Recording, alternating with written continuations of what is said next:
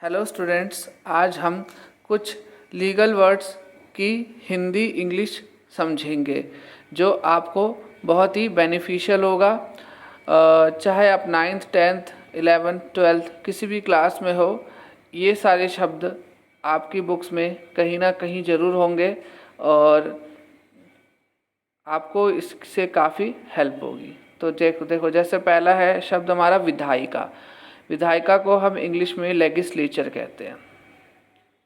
ऐसे ही हमारा कार्यपालिका, जिसको हम इंग्लिश में एग्जीक्यूटिव कहते हैं। ऐसे ही हमारा है न्यायपालिका।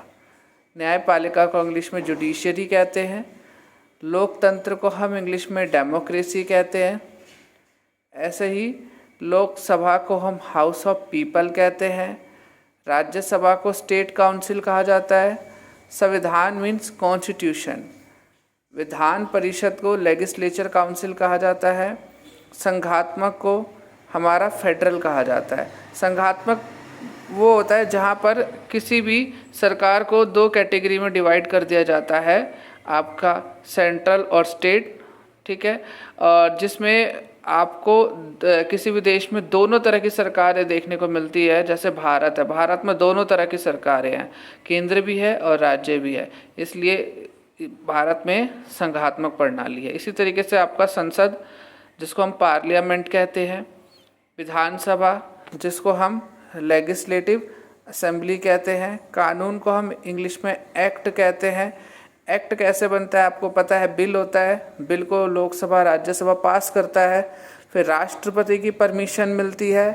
राष्ट्रपति की परमिशन के बाद ये एक्ट बनने से पहले आपका ऑफिशियल गैजेट में जाता है, उसमें एक डेट डिसाइड होती है, उस डेट के बाद ये एक्ट बनता है। इसी तरीके से आपका एकात्मक, जिसको यूनिटरी कहते हैं, और केंद्रीय परिषद को सेंट्रल काउंसिल, और राज्यपाल को आपका गवर्नर कहते हैं, ठीक है। ऐसे ही कुछ और शब्द हम करेंगे जिससे आप ये चीज़ आपको बेनिफिशियल भी लगेगी। इसी तरह हमारा उपराज्यपाल को लेफ्टिनेंट गवर्नर कहते हैं। राष्ट्रपति को प्रेसिडेंट कहते हैं। उपराष्ट्रपति को हम वाइस प्रेसिडेंट कहते हैं। ऐसे ही गृह मंत्री को हम होम मिनिस्टर कहते हैं और उप गृह मंत्री को हम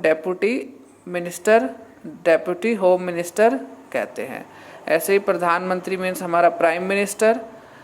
उप प्रधानमंत्री मीन्स डेप्यूटी प्राइम मिनिस्टर। मुख्यमंत्री को हम चीफ मिनिस्टर कहते हैं।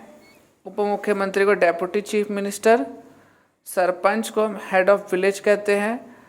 मेयर या महापौर, जो आपका नगर निगम में मेन व्यक्ति होता है, मुख्य व्यक्ति, उसको मेयर कहा जाता है।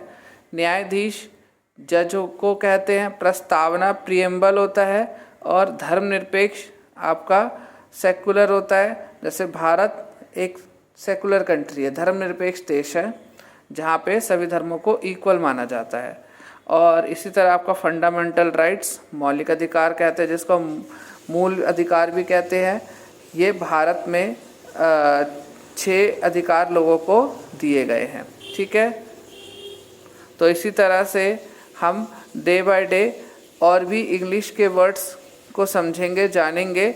आज ये हमारी पहली क्लास थी जिसमें हमने कुछ लीगल वर्ड्स को जानने की कोशिश करी है, ठीक है। बाकी मिलते हैं नेक्स्ट क्लास में। Okay students, bye.